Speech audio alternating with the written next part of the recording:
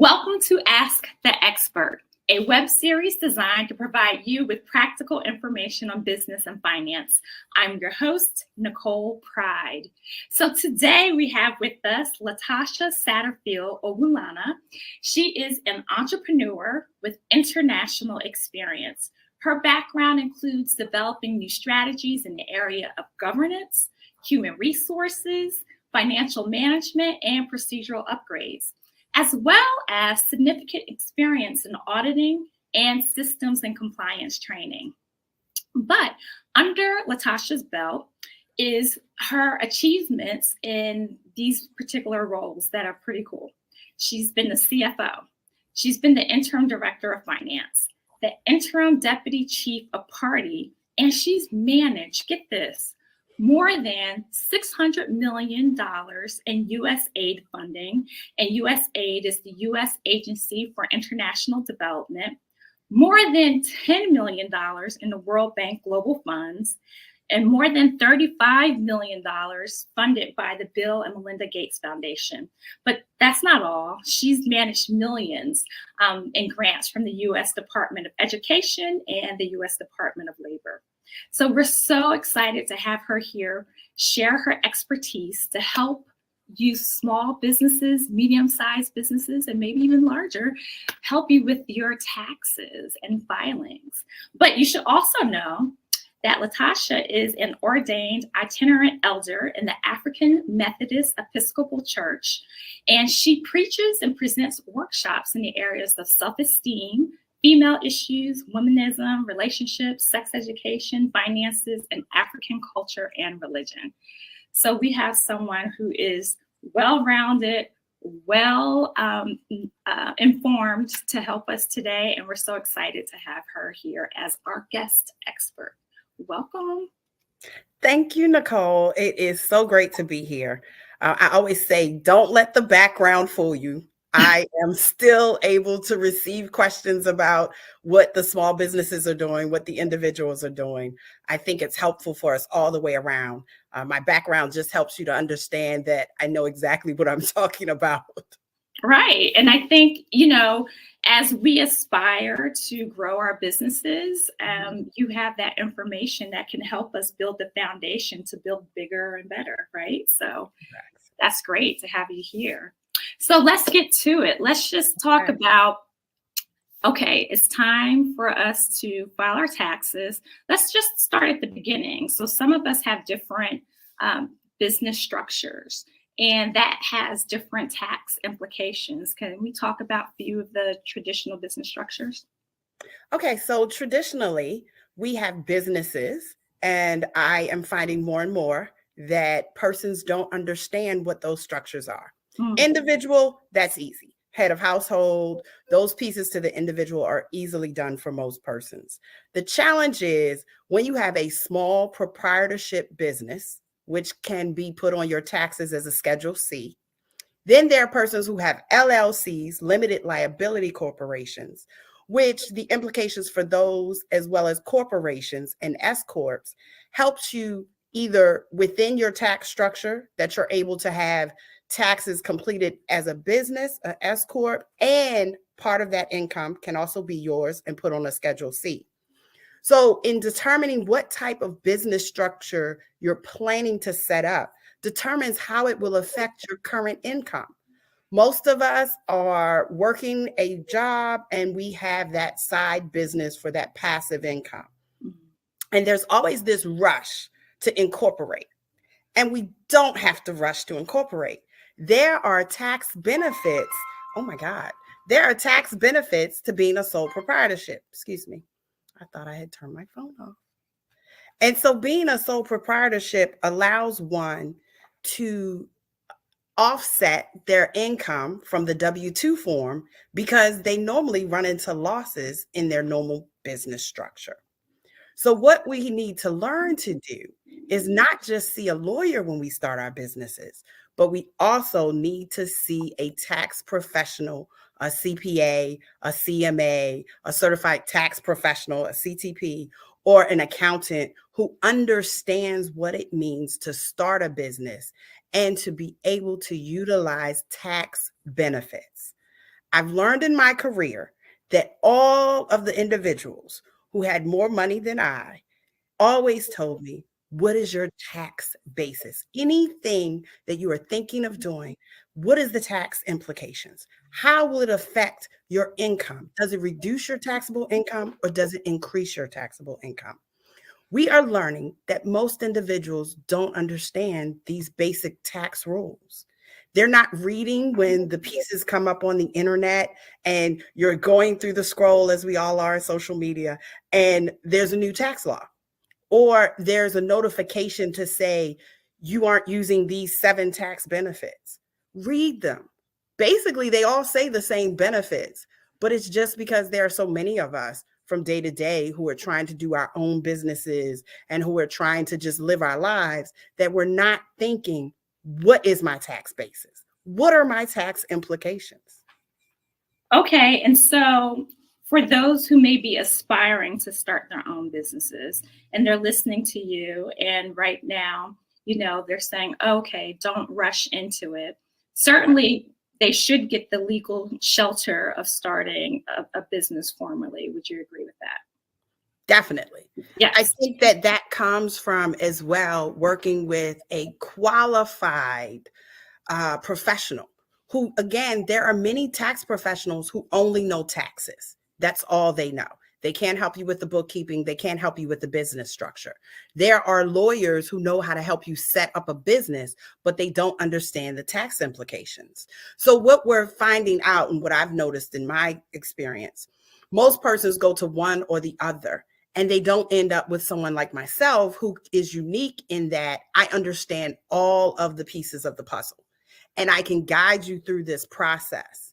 You want to be able to take advantage of tax benefits. And we're losing out on that, particularly those smaller businesses who are making less than $1,250,000 because we're just starting out. And that is when you can take the most tax benefits. And then you're able to take even larger benefits on your business losses. Like everyone was upset when Trump did not pay taxes. But when you're at a larger tax bracket and you understand how to write off your losses in your businesses, then you're able to manage how much taxes you pay. Okay, I don't want us to get sidetracked by the Trump discussion because we can go down a hole. Right, but that is key. And most people understand that. Yes. And so, yes, a lot of people do understand it. And it wasn't a big surprise to a lot of folks who know that how you can work the system, right? Yeah. Basically. So, okay.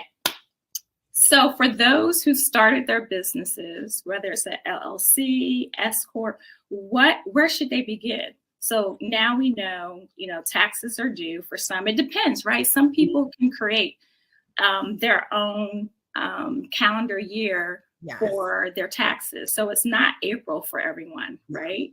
Correct. So it depends on your fiscal calendar. Correct. So are there tax implications with that alone? So yes, there are. Because there are some, just as any individual taxes, there are some tax credits, tax benefits that you are not eligible for because of the amount of income your business has made. We don't always want to be at a loss because the whole point is to eventually make money and be able to move a passive income to your full-time income. So what we have to learn is that when we're thinking about moving forward past the introductory phase of a business, again, that first question is, what's my tax implication? Is this affecting my total income and how that income is taxed? And what are the types of transactions that will allow me a tax credit? And that's really where the bulk of the tax code changes come from. Tax code changes come from the fact that laws are passed to allow larger business credits, to open up the minimum balance or the minimum income that you have to utilize those business credits. We have the whole idea of, even this year, and I'm starting to research it myself, the trusts are being changed. Many people have been, when you go online, they tell you set everything up in the trust and nothing is in your name and it's in the business name. But there are new laws coming out regarding the tax code for 2024. So not for the taxes we're doing in 2024, but for the coming year's taxes of 2024. And so it's knowing how to look that information up. It's knowing how to have the right questions to ask your tax preparer based off of statements and articles like that. You don't have to know the full detail, but the tax preparer will be able to tell you how it's going to benefit your company and your current structure. And so you want someone who is up on the latest regulations and rules. And you yourself need to know just enough to be dangerous. We don't read those areas because we're so stuck in being creative or running the business. And we forget we still need to manage a bit of our income. Oprah Winfrey still signs all her checks. So you cannot get over on her and have written a check for yourself that wasn't supposed to be written. And what resources do you recommend for people to stay up to date on those tax changes? I think the best place is irs.gov. Mm-hmm. A lot of times when you scroll online, because we're in this social media age, you'll pick the first piece that comes up. But if you look at it, it's not normally the IRS. It's someone else who's telling you, I've read the IRS, pay me this, I'll do that. The IRS is free. If you go to irs.gov, they even tell you at a certain minimum, we'll prepare your taxes. Not only that, they answer questions so that you can prepare your own taxes. Now, it may take a while to get in. You may sit for a little while, so be prepared with your time. But the irs.gov has to post any changes to the tax code. Outside of, we always forget, we can always go to the congressional pages and find out what laws have been passed in Congress that day. Mm-hmm. And there are some tax code changes coming. I noticed the other day an article popped up. The National Council of Churches, thank God, they are actually working towards getting names and numbers. So go there and help them out to adjust the child credit tax. They're trying to get that increased so that we can actually have a benefit from it and continue it for some years. And I was so excited to read that because we need that since we're no longer having that additional income in our checks so that we can write it off on our taxes. I think individuals also, as they're starting businesses and you're running your own businesses, you need to manage your W-4, which is your actual tax withholdings from your main income. And we've got a new form to do that, which is making it more stringent, whereas a lot of persons were actually raising their dependent numbers so then they could claim more on their taxes. Mm-hmm. But if you look into what you are claiming, if you say have a home that you're still paying a mortgage on, if you have 2 businesses and you're doing Schedule Cs, that's at least 3 credits. So therefore, you could at least claim 3 to 4. Now, I would claim 3 to 4 just to be conservative, to allow yourself to have more money in your check. Mm-hmm. So then you're able to actually bring home more money and invest it to make money so that you can pay Uncle Sam. No one wants to pay Uncle Sam, but in not paying Uncle Sam, you've given him free money to make interest off of, your money that you worked hard for. I'd rather make my own interest. So I'm going to take what's extra in my check and put it somewhere to help me. So as we prepare, what type of record keeping should we have?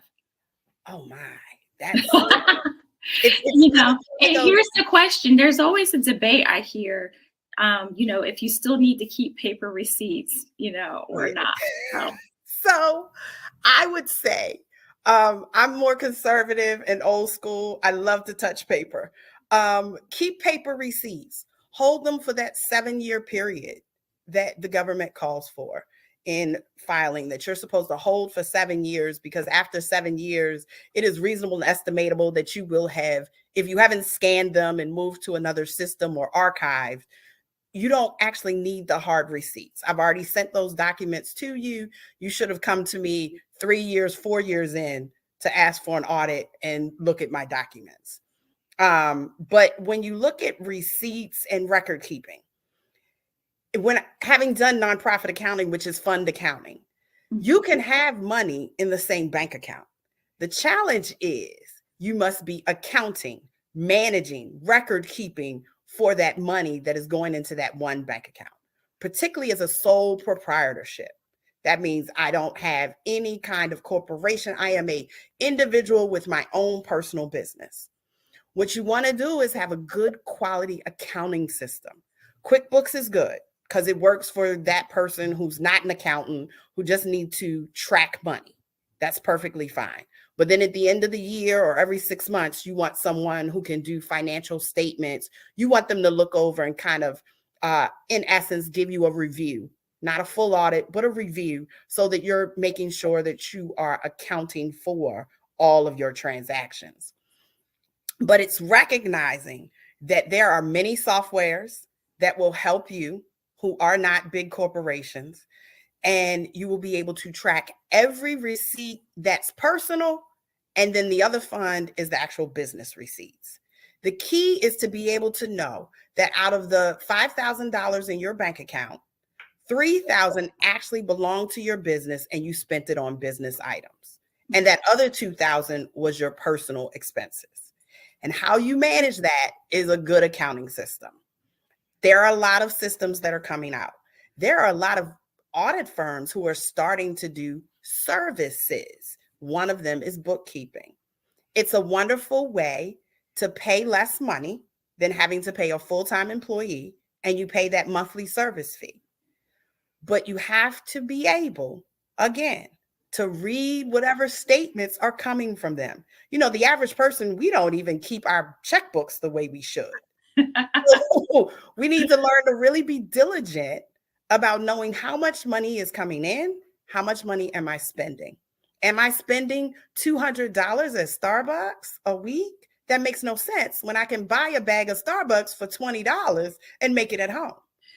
So for the businesses that are a little larger and they already have a separate account that's just solely for their enterprise, and at that point, it's not about separating personal versus business, you would think, but you used a phrase that I think is worth delving into a little bit more: reasonable and estimatable. Yes. And so looking at those receipts, and, you can say that this is due to a business luncheon, or this conference was business related. Can you talk a little bit more about the credibility of your receipts and your bookkeeping, and what we should think about when we're claiming different expenses? So the biggest expense that most persons don't recognize until it's tax time, particularly new businesses, and even sometimes medium businesses, if they haven't had a lot of food expenditures or luncheons or dinners. When it comes to food and meals, you can only take 50% of any receipt and calculate that towards meals and food. So unless you're having a very large luncheon, it may not be to your advantage as an expense to cover the entire bill, because you're only going to get 50%. Even if you're a truck driver and you're claiming your food because you're out of state more than 50 miles from your home, where you sleep is your home. And so therefore you are claiming your food and you only spending $20, you can only account for 10. So you have to learn to say, is food really a place I want to really spend an expense? And is it reasonable and estimatable that I'm spending this much in meals? That's the other piece. People don't think. If you are a non-traveling nurse and you've been doing this business for years and you're making your full-time income from being a consultant, a 1099 employee, but it's not reasonable and estimatable for you to use your lunches. It's about your clothes. It's about your uniform. It's about cleaning your uniforms. I think that in businesses, when we're in larger businesses, we've been in it so long, we're able to manage what amount of money we should be spending and is reasonable and estimatable. That is very key. If you are not a truck driver and you own your own truck, it's not reasonable and estimatable that you will always have vehicle expenses. If you're sitting at home as an IT professional and you've been working on your computers and they're in this shop that's next door to your home. You don't have enough travel expenses to really reasonable and estimatably claim them on your taxes. Mm-hmm. You could claim going to a conference here or there, but you do not want to claim something that doesn't make sense to the actual business you're in. So how do you deal with that when you're working at home and you may be using equipment that's shared personally, but then also for your business? How do you handle that gray area? So there is a place where you can write off the use of your home, and there are various ways to do that. Sometimes it does become affected by the new rules in the tax code. To my knowledge, there haven't been any as of late in that area. But because companies are reimbursing persons for their cell phones or their IT. So if you're getting some funds to cover those costs, you have to adjust how you are recording expenses of your home. My first calculation for me is that when you record expenses for your home, it's just like any business. You have to have a proper basis for recording your home's value for that space. Mm-hmm. And that's what people don't understand. But you have to be able to explain it in a manner that it makes sense. It's reasonable. If I'm working out of my home and I have 10 rooms, including all dining room, living room, kitchen, bathrooms, there are 10 rooms in my home. I'm using one room. That becomes the 1/10. The 1/10 of every bill in my home is what I'm using as expenses for my business, which then gets offset if you're receiving any kind of reimbursement from your job. The other piece to that is you could choose to calculate it using actual square footage. If your home is 1,000 square feet and your office is 50 square feet, then you come up with the fraction over the 1,000 to calculate this is the percentage that I'm using as my home use for your electricity, your utilities, your internet, your cell phones, any of those types of expenses. That's helpful. Thank you. So what do you find are the biggest, like the top 5 mistakes that people make when they're filing their taxes? What I've heard before, and actually I've done it myself. That people forget to sign. That is the easiest one. First, you forget to sign your name. And then the other piece is you may or may not actually claim dependents or give yourself the right category for your taxes. Mm-hmm. And that's even doing business taxes. Mm-hmm. There are forms we need to verify. We need to check. The government gives you a checklist to make sure that you filled out all the pieces of your taxes, mm-hmm. as well as just take your time, complete them, leave it. If someone else has done it for you, leave it. Don't send it in right away. Look at it. Mm-hmm. Make sure that everything is completed that applies to you. And that's just a simple review. Shouldn't take more than 30 minutes, depending on how many pages you have and what you're claiming. But this is not, it is the simplest thing is signing the taxes. Okay. And then people are missing out on some of these tax credits. They still give you a tax credit for paying on your school loans, for mm-hmm. paying into a qualified retirement plan. Mm-hmm. Depending on your income, you'll have a certain limit of how much you can claim, but you can still claim that as a tax credit. We also have that persons are not taking credits that are afforded to them. People are just doing taxes and taking whatever that preparer says and not asking questions. This is your information. Please ask questions of the professional because you need to understand the bare minimum. If they don't ask you certain things, but you know it's affecting your income, then tell them.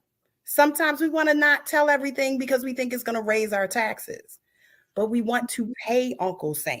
That's why we can have budgets to fix our roads, to fix the hospitals, to do the libraries. So what we want to learn to do, though, is manage our money and know where your money's going and how you're spending your money.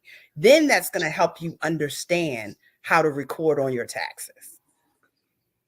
I'm just wondering, In your experience, were there certain situations from a business perspective that have led to a tax audit? What are some things that, we should be aware of that would attract an audit from the IRS? I think one of the challenges is, and I'm really bad with this at times in my lifetime, I've been like 3 years behind. And so I've had to go back and do taxes for 3 years. That'll, if you do it too much and they know you may not know what you're doing, they probably would audit you. I've heard it said that when people put round numbers on their taxes, when they're always round numbers, not just rounding up, but when you're always using zeros or fives, that's something that could cause them to look at an audit. The other challenge is right now, people are being audited, and really more so in the past 5 years, because a lot of tax professionals were your next door neighbor who learned how to do taxes, and they've been doing it for some years, but they didn't recognize that things had changed in the code. They weren't keeping up on the rules and regulations and going to the IRS classes. So at that point, about maybe 15 years ago, the IRS instituted where in order to be an actual tax preparer, you had to take a course and get a number. And then there's the tax preparer who can prepare your taxes and represent you if you get an audit. Well, now they've changed to where they are no longer allowing people to just have tax preparer pins and come in and do your taxes. You have to be a full-on certified IRS tax professional.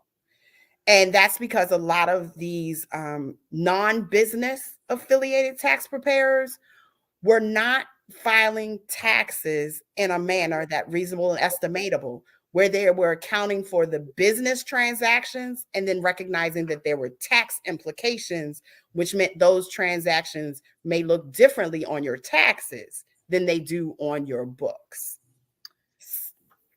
For the small businesses, though, that are doing the taxes themselves and they're using software and they're relying on the software for the latest, they're like, I'm covered because this software is touting that they have the latest and most current and up-to-date tax codes and policies. So what is your take on that?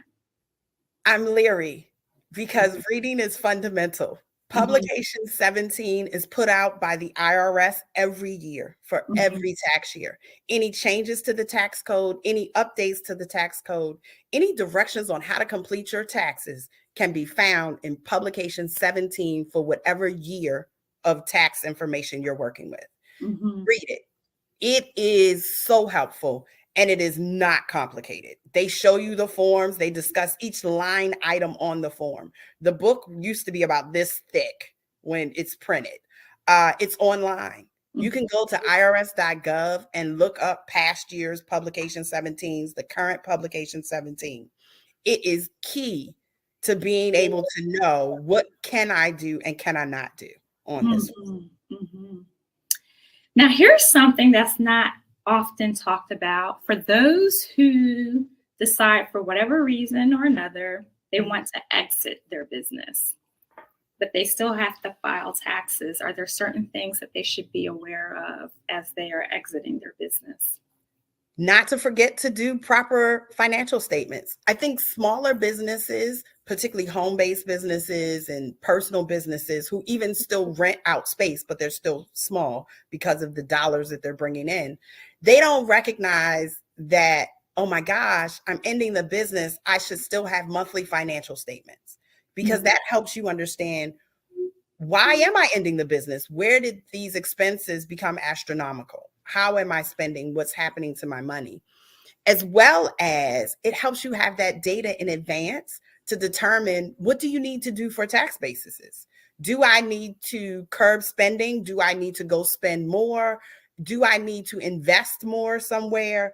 I think that as businesses and sole proprietorships, when we start, we're not thinking of money as part of administration, and we're scared of it.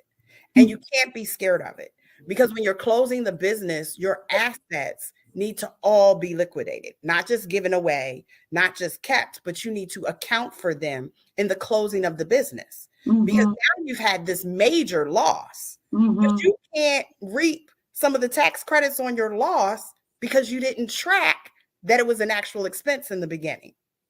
You didn't account for that your equipment is still $5,000. And $5,000 still means that's a $5,000 loss because you're not using it anymore. You're not gaining any income. And you want to be able, when you close a business, to actually manage your losses so that you can then put them on the taxes. If you're selling items, yes, you're receiving income, but you're selling them at a loss because you're trying to close. And it really is, the fair market value is much higher than what you're selling it for, but you're trying to close that business. So you had a loss, which then can be written off. That's helpful. And so, okay, so I just want to recap just to make sure we're catching all of the gems that you're throwing at us. The biggest thing that I hear you saying is go to irs.gov so we can know what's going on for ourselves. Even if we're using a professional to prepare our taxes, just so that we are aware of what the requirements are, what are some of the tax incentives available to us that we can take advantage of. What I also heard you say is don't trust the software completely, and that's part of being educated, right? And then one of the biggest things I heard you say is let's not go overboard with our expenses and deductions that we have, right? So we have to be reasonable about what those things are that we're claiming. And so what I gather, though, there's no hard set formula. It's basically common sense, right? There you go. It is. I mean, let's be honest. As I've aged and experienced, we are taxed on so many things.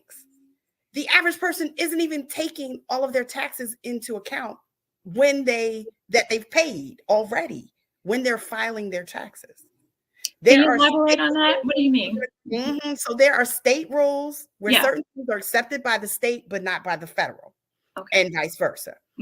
So what most people haven't even looked at is the fact that you are paying vehicle taxes within your registration in most states. There's a tax. Some states, it's a full-on tax, and other states, a portion of what you pay for registration is really the tax. But that means you have to read the documents and the rules from that particular state's Department of Motor Vehicle. Well, on your tax form, you can still write that off because that is a property vehicle tax that you're paying. That's your property, and you're paying a tax on it. So you can put it on that Schedule AB. It was combined at one point. You can put it on that schedule. And people don't realize they're paying stamps. Stamps is a stamp tax. It's a tax.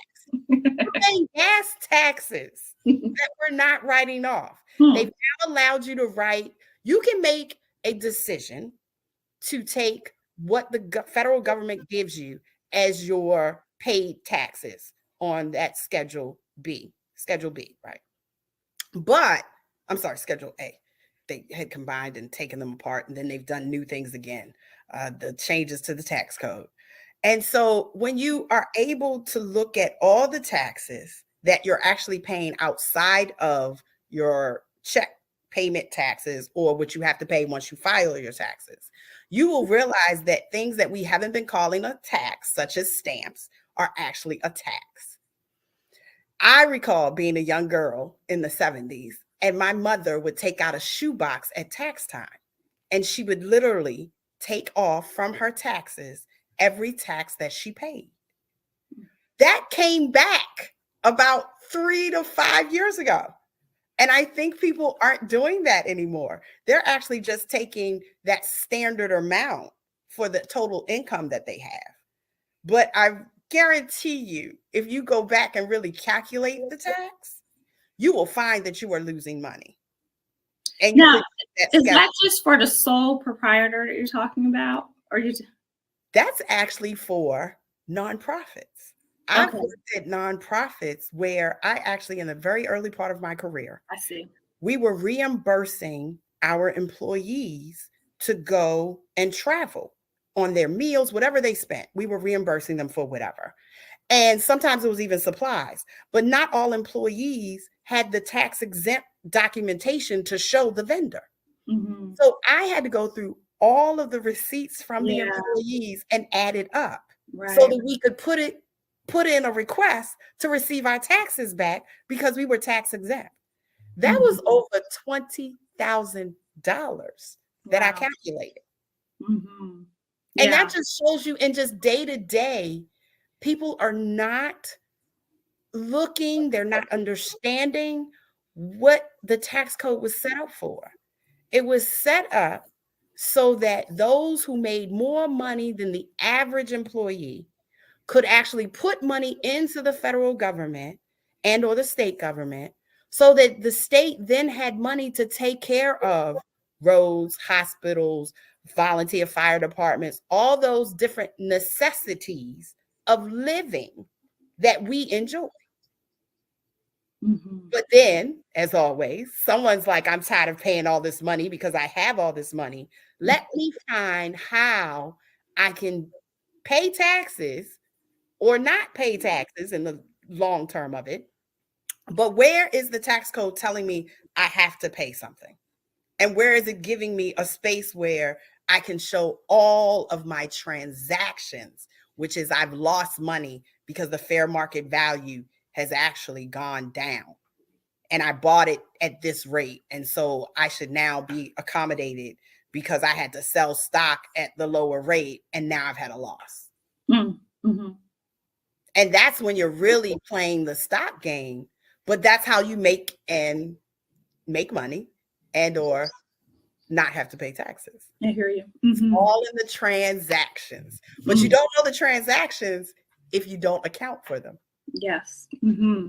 And I think it's a good point too that you raised about for the nonprofits, because they're here too, and they have their businesses and accounting for all of those hidden taxes that they may have paid for, and deducting those. So that was really helpful. That was great. Okay, well, what is it that you want to leave people with today? If they hear nothing else, what is it that you want to drive in, drill down, knock them over the head with to make sure that they got it? It's okay to pay Uncle Sam. You don't want to pay him $50,000, but it's okay to have to pay a couple of hundred, couple of thousand, depending on your tax bracket, because that means you made money off of your money. If you're letting Uncle Sam hold on to $5,000, $10,000, that was $10,000 you could have made additional money on throughout the year. Right. That's the biggest piece. And that means in order to do that, you need to have some education. So you need to do some reading, irs.gov. You need to ask some questions of persons who are knowledgeable, not just your friend who did it on their taxes, because a lot of people half listen. They are not in the mindset of, I want money, so let me understand money so that I can hold on to money and learn to invest money to make more money. That part, that's so key, right? Yeah. That's it. And that's really it. And if you do get a tax return and you receive money back, invest it. You didn't have it anyway. Right. Start investing. It's key. It's another way of having passive income. So what? The stock market just crashed. I had bought some Apple during the whole, the beginning when they dropped earlier in COVID. Don't be afraid when you make an investment and it's a bad day. What goes down must come up. And just realize that those investments aren't for your checkbook tomorrow. They're long term. Let it just ride. Leave it there. And investing does not have to be hundreds of thousands of dollars. Investing can be penny stocks. Think of the grandmother in Mississippi who saved all that money by just pennies and buying stock. Be wise about your spending all the way around. Whether you invest or not, just be wise about it. And then you can have something in a bank account. Well, thank you. So tell everyone how they can get more of your wisdom and work with you, particularly during this season. Great. Thank you. I have a business called Nyame Consulting. We do full financial consulting, business setup, from ideation of here's the idea, here's where I want to go with it, to I've had an idea. I need somebody to help me manage and account for this money so that I can do proper taxes.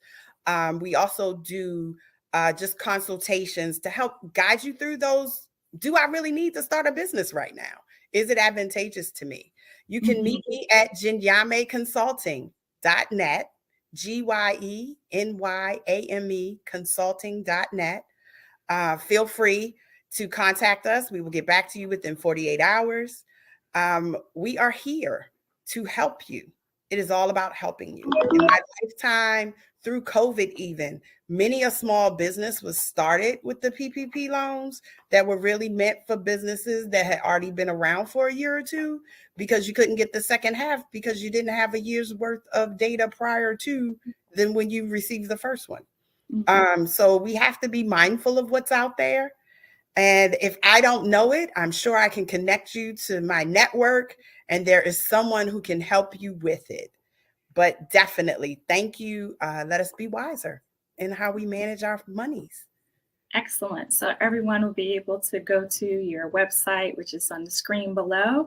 So we thank you so much. This was great. This is good info. I'm sure people will be rewinding and listening again just to make sure they got all the nuggets and can apply everything as they do their taxes, prepare their taxes. So thank you for that. Appreciate it. Thank you for having me. Oh, yes, you are so welcome. So that is another edition of Ask the Expert, which is powered by Prudential, and you always have access to free financial education and counseling. You can see the link below where you can speak to a financial planner today. So we thank you for coming. See us next time, same place. Bye.